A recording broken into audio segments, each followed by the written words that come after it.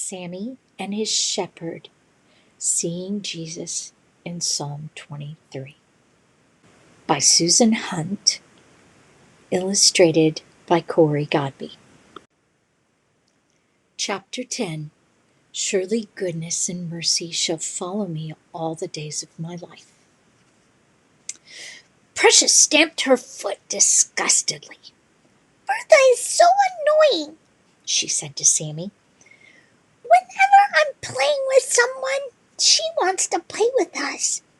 When we divide into teams for a game, she wants to be on my team. And she is so awkward and slow that she makes our team lose. When I'm trying to rest, she wants to talk. She acts as if she's my friend, and she's so bossy. She really aggravates me. Sammy didn't say anything. Why are you so quiet? Precious asked. Now she felt annoyed with Sammy. Well, I'm trying to decide whether now is a good time to teach you something our shepherd taught me. Why wouldn't now be a good time? Precious snapped. Well, do you think your heart is ready to hear something wonderful, even if it hurts at first? Sammy asked. Precious wasn't sure she liked the way this conversation was going, but in her heart she knew that Sammy was her friend. He would only do what was good for her.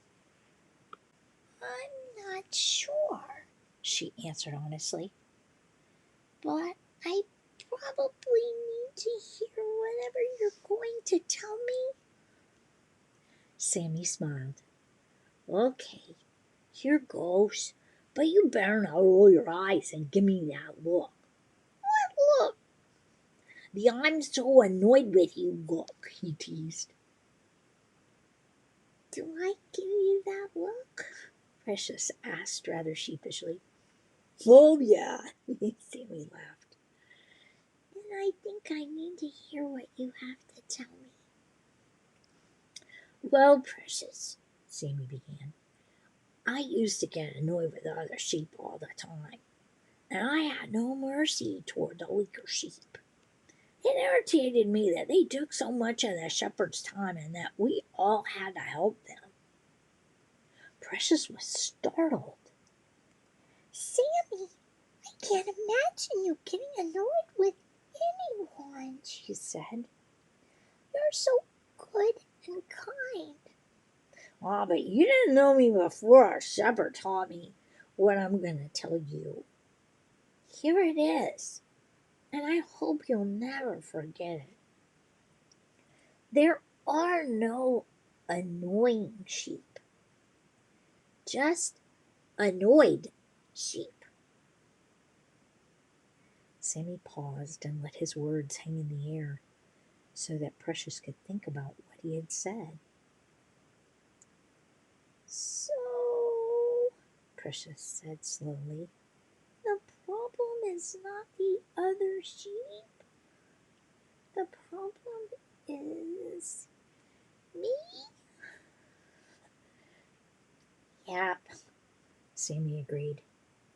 You're sure Bertha's not the problem? Precious asked.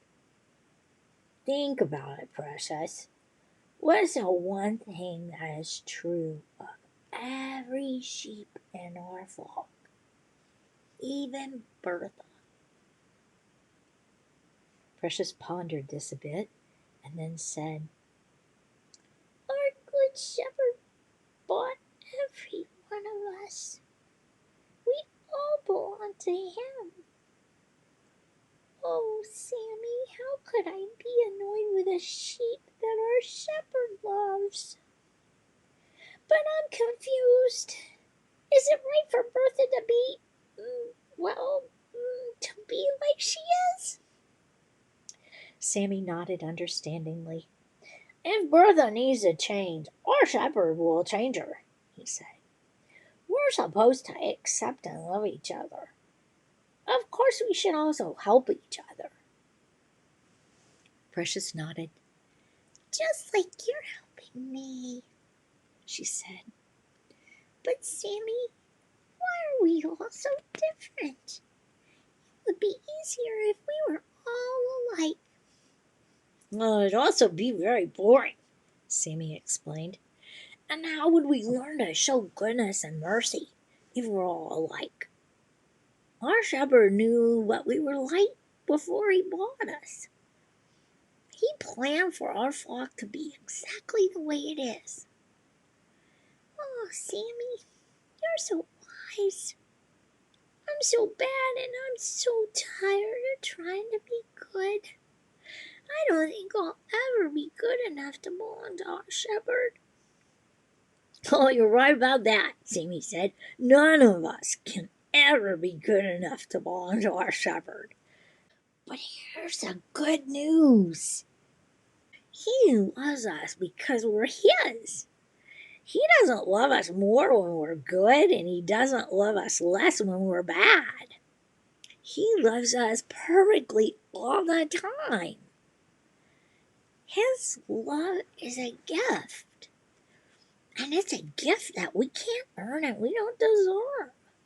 It's called grace. I don't think my sheep brain is big enough to hold that. Precious sighed. Well, you're right about that too, Sammy laughed. But the more you trust him, the more his grace and his mercy will overflow from you to others. The end. Here are your questions for Chapter 10.